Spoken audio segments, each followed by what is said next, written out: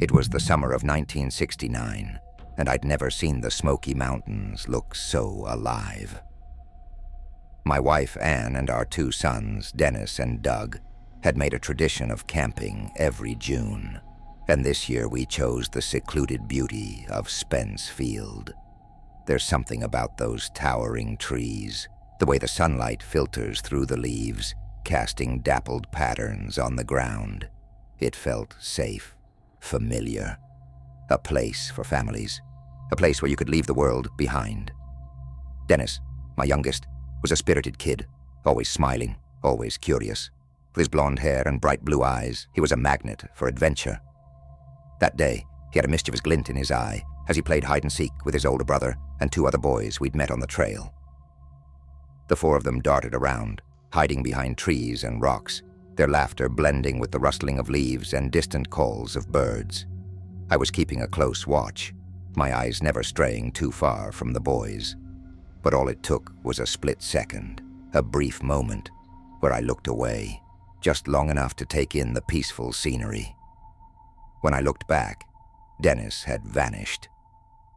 At first I thought he'd just hidden himself extra well. He was small, quick, always managing to wriggle into tight spaces. But as the minutes ticked by and he didn't emerge, my heartbeat quickened. I called his name, expecting him to pop out from behind a tree, laughing. But nothing. Just silence. I started searching the nearby woods, shouting his name, my voice echoing through the trees. Panic bubbled up inside me as I tore through bushes and climbed over rocks, expecting, hoping, to find him crouched down, giggling at his successful hide-and-seek strategy. But there was no giggle, no flash of blonde hair darting from a hiding spot, just emptiness. Ann joined me, and soon after the other families joined too. We combed the area, moving in wider and wider circles. By then hours had passed, and as night approached, the forest around us grew colder, darker, more oppressive. What had been peaceful just that morning now felt sinister, like something was watching us from beyond the trees. When the park rangers arrived, they launched an all-out search. Hundreds of volunteers showed up, all driven by the urgency and hope of finding Dennis. They scoured every inch of the area around Spence Field, flashlights cutting through the darkness, search dogs sniffing the ground. The dogs were supposed to be able to find anyone, I'd been told, but somehow they couldn't pick up Dennis's scent. As the days dragged on, the tone of the search changed. Volunteers whispered among themselves, glancing at me and Ann with a mixture of pity and fear. Rumors began to swirl. Some said he'd been kidnapped, though no one could figure out how a stranger could have slipped into the area, grabbed him, and disappeared without a trace. Others suggested he might have wandered too far and gotten lost in the dense wilderness. And then there were those whispers, those strange, half-spoken theories about something unexplainable, something beyond reason. On the third day, a new clue surfaced, a small bloody footprint, deep in the woods, not far from Spence Field. But it was too large to be Dennis's, and whoever had left it behind was long gone. The discovery only added fuel to the theories, each one more twisted than the last. I stayed there, at the edge of the forest, every night as the search continued. There was a strange, creeping feeling, like the forest was changing, like it was closing in on us, shifting. The sounds were different, too.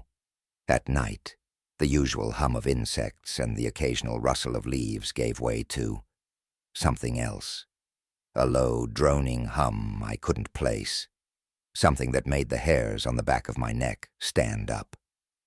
I remember one night, just before dawn, I heard a noise that sent a chill down my spine. A high-pitched, distant scream. It was faint, almost like the sound was being carried on the wind from far away. But it was unmistakably human.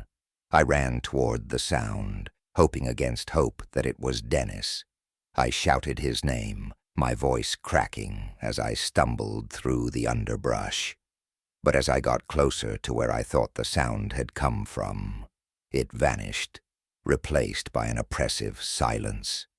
The forest seemed to close in around me, pressing in from all sides, a weight I could feel in my chest. For weeks, we searched. People began to leave, one by one, as hope faded. Park rangers did their best to console us, but I could see the helplessness in their eyes. They'd never seen anything like this, they said. A child doesn't just vanish, not like this. But there were no more clues, no more sightings, no answers, just the growing sense that whatever had taken Dennis wasn't bound by logic or reason. Years have passed, but the memory of that day remains as vivid as ever. Every night, I close my eyes and see him, hear his laughter echoing through the trees, feel his small hand slip away. The Smoky Mountains, once a place of beauty and peace, have become a haunting reminder of the unknown. And sometimes, just on the edge of sleep, I hear that faint, distant scream again, echoing through the darkness. Part of me wonders if Dennis is still out there somewhere, caught between worlds, forever lost in the shadows of that cursed forest. I'll never forget the day I first heard about Stacy and Aris. The air was thick with tension, the kind that wraps around your chest and refuses to let go. I was standing at a bar, nursing a half-drunk glass of whiskey, the kind of drink you only order when you want to forget. But as soon as I overheard the conversation at the next table, everything I knew about fear, about the wilderness, shifted. I knew this story would stick with me, that it would never leave my thoughts. It all began in Yosemite National Park, this immense, beautiful place that seemed to pull you in with its grandiose views, the deep valleys, and the towering granite cliffs. People come here for solace, to lose themselves in nature, and for most, it's an escape. For Stacy and Aris, it became a nightmare. She was just 14 years old when she vanished, her name etched in the annals of the park's dark history. But what really happened to her? I had to know. It was July 17th, 1981. Stacy had arrived with her family for a camping trip near Lake Eleanor. The park was full of tourists that summer. The air was crisp, and the evening sun cast a golden glow on the treetops. It should have been the perfect trip, the kind of trip people talk about for years to come. But for Stacy, it became the beginning of something she never could have imagined. I stood there, listening to the story being told by a man who'd clearly heard the details from someone who'd been there, someone who'd been close to the search effort. I couldn't help but shiver as he recounted it, his voice dropping to a whisper. She asked her mother if she could take a short walk, he said, just to the nearby lake, promised to be back in an hour, never came back. That moment is when I felt something cold crawl up my spine, as if those words, so simple, so ordinary, held something far darker than they let on. Stacy's family, thinking it was nothing but a brief moment of youthful exploration, didn't think much of it at first. An hour passed, then another, and as the minutes dragged on, a quiet panic began to settle over the campsite. Her mother, initially calm, now began calling out to her daughter. And then, the silence. They searched the area. I imagined them wandering, calling out, their voices swallowed up by the dense forest, but there was no answer. The whole park seemed to hold its breath, as if it was waiting for something to happen, something that would change everything. It didn't take long for the search party to form. Rangers, volunteers, and family members all scouring the landscape. They combed through thick brush, searched near the water, and checked every possible trail. Hours became days, and days turned into weeks. Nothing. It was as if she had vanished into thin air, swallowed up by the very land itself. No footprints, no sign of struggle. No trace of Stacy and Aris. Just emptiness. The more I heard, the less I understood. It didn't add up. How could a teenager, experienced in hiking and well prepared for the wilderness, simply vanish without a trace? Theories popped up, each more bizarre than the last. Some said she'd gotten lost. Others suggested animal attacks or worse, foul play. But none of it seemed to explain the absence of any evidence. There were no signs of a struggle, no broken branches, no clothing left behind. In fact, there was nothing at all to suggest anything unusual had occurred. That's what made it so terrifying. The wilderness had taken her, and it had done so with terrifying efficiency. Stacy had been there one moment, then just gone. It wasn't until weeks later that I learned the eerie detail that still haunts me. The search was vast, but no one ever found a single clue. Nothing that could lead them closer to Stacy. No dropped items, no scent trails. The wilderness had swallowed her up completely. I couldn't wrap my mind around it. I still can't. But it's not just the disappearance itself that chills me. It's what happened in the weeks after. Stories began to circulate about the other disappearances in the park. How similar they were, how inexplicable they were. The inexplicable nature of Stacy's vanishing, her lack of any trace, her sudden absence, wasn't an isolated incident. It was part of a larger, more disturbing pattern that could not be ignored. I found myself returning to that bar several times, trying to track down more pieces of the story, trying to understand what happened. It wasn't long before I came across someone who had been part of the search efforts. He wasn't eager to talk at first, but after a few drinks, the walls came down, and he shared with me the unsettling reality. "Ever heard of Missing 411? He asked, staring at me over his glass. "It's the name given to a series of unexplained disappearances. And Yosemite, well, it's one of the worst places for it. Stacy's case, it's not the only one. Not by a long shot." The man told me about the phenomenon, about how people vanish in these national parks, and how the cases, despite all efforts, are never solved. There's no trace of the missing, no sign of what happened to them, and sometimes they're found in places that make no sense, places they couldn't possibly have reached. I felt the weight of his words settle over me. I had heard of disappearances before, but this was different. This wasn't just an isolated event. There were patterns. Something in these wild places seemed to be hiding something, a secret, something dark, something ancient, and utterly terrifying. And what's worse, there's no way to prepare for it. You can't outrun it. You can't fight it. You can't escape it. One minute, you're walking through the trees, and the next, gone. Just like that. Forever. The man finished his drink and stood up, but before he left, he said one last thing. "I don't know if it's the land or something else, but it's not just bad luck, and it's not just a coincidence. Something takes people in Yosemite, and no one can explain why." I left the bar that night with a heavy heart, haunted by the thought of Stacy's disappearance, and by what I'd learned. Every time I step into a wilderness, I can't shake the feeling that something is watching, something waiting, something that takes people like Stacy and Aris and doesn't let them go. I've always loved the outdoors. There's something about the towering trees, the smell of fresh pine, the whisper of wind through the branches. It's where I've felt most alive, most connected to the world around me. As a boy, I was a scout, eager to embrace every challenge the wilderness had to offer. And so, when I was given the chance to lead a camping trip to the San Bernardino Mountains in August of 1991, I was thrilled. I was a troop leader, a mentor of sorts for a group of young boys, each of them excited to test their skills in the rugged terrain of the San Bernardino National Forest.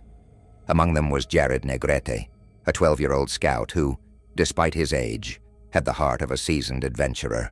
Always with a camera in hand, Jared seemed to see the world through a different lens, quite literally. He was an artist at heart, capturing moments that others might have overlooked, his photographs often telling stories without words. We set up camp early in the afternoon, the sun shining high above, casting long shadows across the forest floor. The boys laughed and joked as they worked together to pitch tents and prepare meals.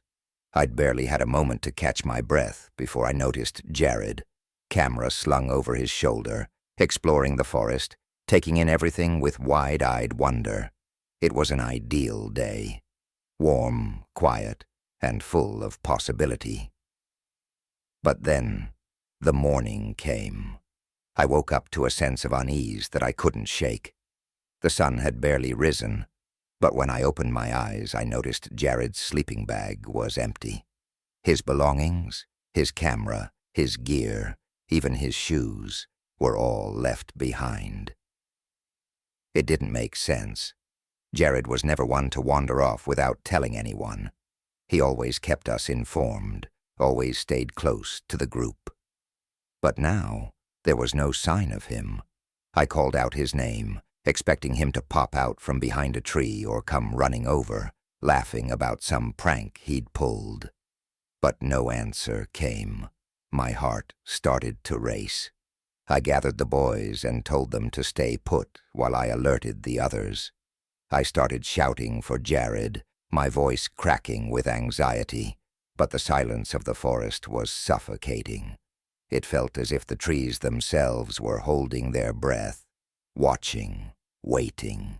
Within minutes, the rest of the leaders joined me, and the search began.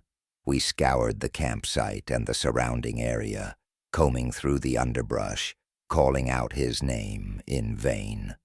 No one had seen him leave. No one knew where he'd gone. We expanded the search, bringing in rangers, search dogs, volunteers, anyone who could help. Days stretched into weeks, and still there was no sign of Jared. It was as if the forest had swallowed him whole. There were no tracks, no trail, no clues to explain where he had gone, or why.